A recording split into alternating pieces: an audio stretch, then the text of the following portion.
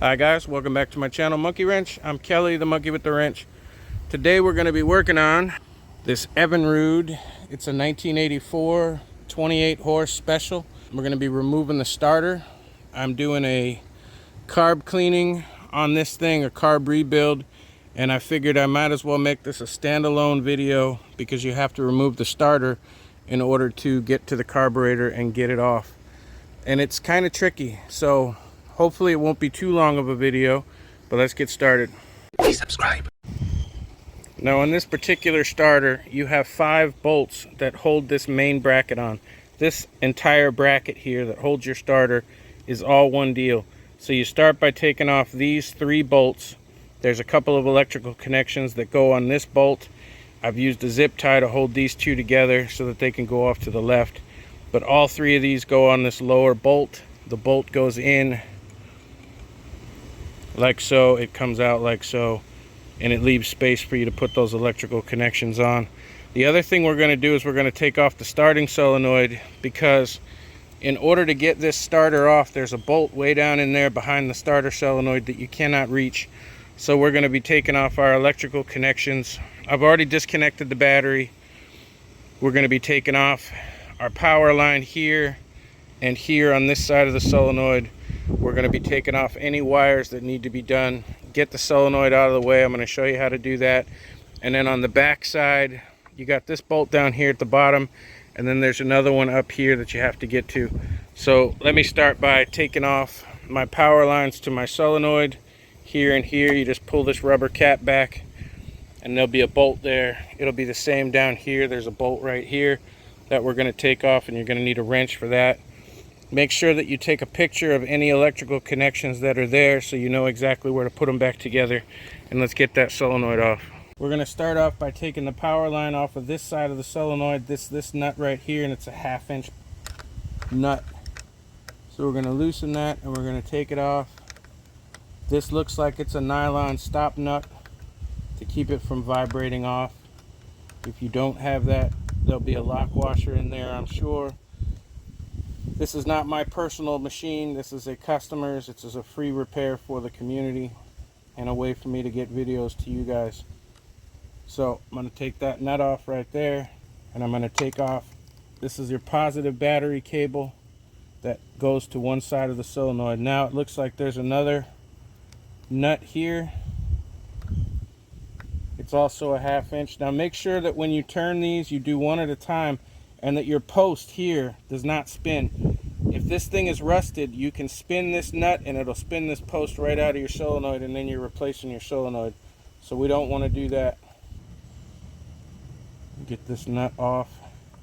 Be sure that when you're dealing with this, I know my hand's in the way, you don't want to be dropping nuts down there. They can go all the way down into your lower unit and you'll never get them back out. So it looks like there's a crush washer here. And now this should be the trigger for the positive power here. We're going to take that. What I like to do is use zip ties. In fact, I got to go grab somebody. I use zip ties to make sure that I put all the hardware back together and hold it in place so I don't lose it and I don't forget where a wire goes. So let me grab. And usually when I can even get the nuts on there, I will. That way I don't lose any of the nuts, washers, or wires don't get separated. And then I'm trying to figure out where a particular wire was supposed to go. So now I have all of my hardware together, all of my wires together that I know they go on the same post, and I can get those out of the way. Now I took this one off of here. It gets grounded on the bottom of the starter bracket, so I will remember where that one goes. I'm also going to have to take these 2 little bolts out here, which hold this linkage. They have to come out of the way. There's nothing I can do about that. We'll deal with that as we deal with it. Now I'm going to go ahead and take the bottom wire off. This is your other positive post. And try to take this one out as well. If in doubt, take pictures of everything. You can never have too many pictures as reference to where things go. Put that there for just a minute. Take this crush washer off. I'm just trying to keep anything from falling down into the main body here, so I don't lose anything. Now I can take this cable off. Like I said, it's just one. I'm going to use a zip tie. Go through that and just put my crush washer and the proper nut back on there. This way I know, see, most of the time when I take something apart, I will put it back in the holes where I took it from. But when you're dealing with electrical wires and different sizes of things, different threads, it's better to go ahead and do it this way, because this way I know I'm putting the right nut and the right crush washer and the right wire back in the right spot. So we got that off and out of the way. There's wires on the top and the bottom of the solenoid here. Hopefully you can see that. I have to take this and this off. These wires respectively go there and there on the top of the solenoid. And then I should be able to find this nut right here, if you can see that on camera. This nut should be what's holding this solenoid in place. And once I move this out of the way, it'll be a pain in the butt, but I'll be able to get a wrench on that and get that off. I do apologize for what you can and cannot see, what my hands will be in the way for, but it's very important that I don't drop anything or take things from the wrong spot. The good thing about machines like this is when you take them apart, if you film it, then you know exactly what you did to take it apart, put it back together. In this case, I'm going to take this wire off the top. I'm colorblind, but it looks yellow to me here. That goes on this side of the post here. So I'm going to take that and I'm going to put my washer and my nut back in place where they go so that I don't lose them, because they're a little bit small to fit a larger zip tie through, and I don't know where my little tiny zip ties are. But it's just as easy to go ahead and put that back on its post so I don't lose it. And I'm going to take the other side off as well. And this wire here that I'm taking off on this side is the one that attaches to the ground on your frame. So I'm not real worried about losing that. I just don't want to lose the nuts and washers. If you're working on the machine for the first time, congratulations. In this world, we throw away everything. It's all disposable. People don't want to work on things. People rather buy new. I get free lawnmowers that are thrown away in the trash all the time, which is what had me start this channel, because I was sick of seeing people throw away perfectly good machines that needed a $5 part to get them running again. So if you're working on a machine for the first time and you're using YouTube to learn, congratulations. I always said that there's nothing you can't learn on YouTube. And if you find something that you can't learn on YouTube, once you learn it, make your own video. YouTube is the greatest encyclopedia that exists to mankind, not only for entertainment purposes, but to teach you how to do things. So if you're working on a machine for the first time, congratulations and welcome to the club. We've been waiting on you. Now I want to get this nut right here off, because that should be what's holding my solenoid in place.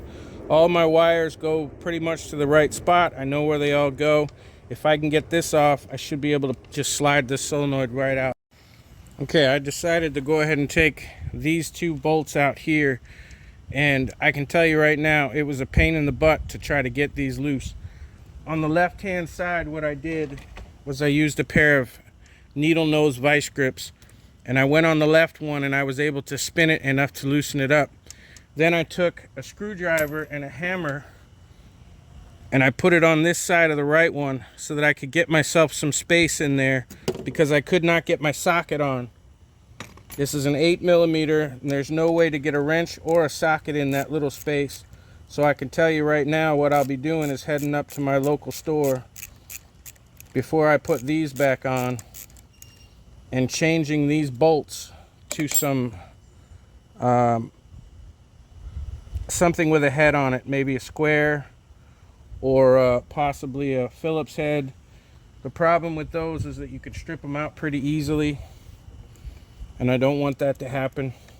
But I will choose a head design, maybe a hex if I can get it in the right length and thread, so that the next person that has to go and change this out isn't going to have the same problem that I have trying to get a socket on something so small that there wasn't enough room. So before you start talking about how crazy it is that I went in there with a screwdriver and a hammer to try and get those loose, there's really nothing here to hurt. It just holds this in place, and this has to come off in order to get this whole starting bracket off. All right, now this is a pain in the butt. If you can look up there where my shifter is, you can see that I put it into forward gear. That's what this arm is right here. This is your shift arm linkage that goes all the way down here to this cable. It comes through the body. So what I had to do was put it in forward, and there's a piece behind here, just like the outer one that you took off, so don't lose that.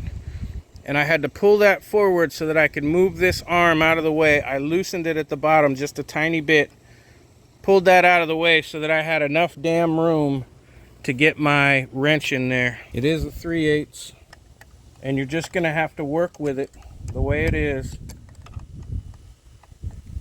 to get this out. Don't take it all the way out. Just get it loose enough that you can get this stupid starter solenoid out of this rubber boot. So now that's out of the way. Now I can get to this bolt that I need to on the bottom of the starter. This stuff is out of the way now.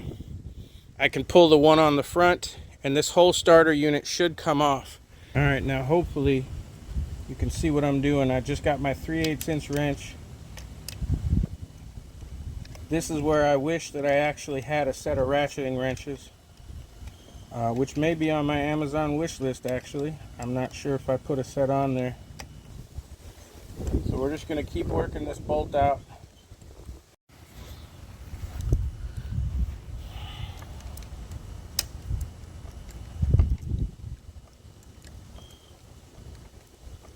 Make sure if you're doing it this way, you don't go on the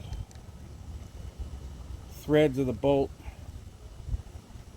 And each time you turn it, when it's this loose, make sure that you hold it and you try and remove the bolt, because if you're not paying attention and you just loosen the vice grips, you'll drop this thing and then you'll really be having a bad day.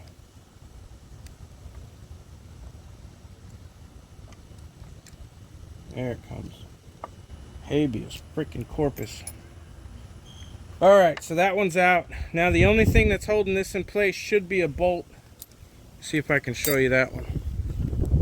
Right up here where it is. It's in the front of the starter. See if I can get my finger in the shot. And it's right there. And I believe that's a 1/2 inch. So once I take that bolt out, that starter should just come right off now. So let's see. Make sure you're going in the right direction on your impact, because you don't want to over tighten this thing if you're trying to take it off and you're actually tightening it, and then you'll strip something out. So now I should be able to pull this starter right out of the way. It's real tight in here. Now I should be able to work this thing forward and get it off the studs that it's on. Your solenoid rubber boot, mine is hitting, it might be in the way a little bit. It's going to be a real tight fit, but there you go. Now I got my starter off. My solenoid goes in there, my starter's off.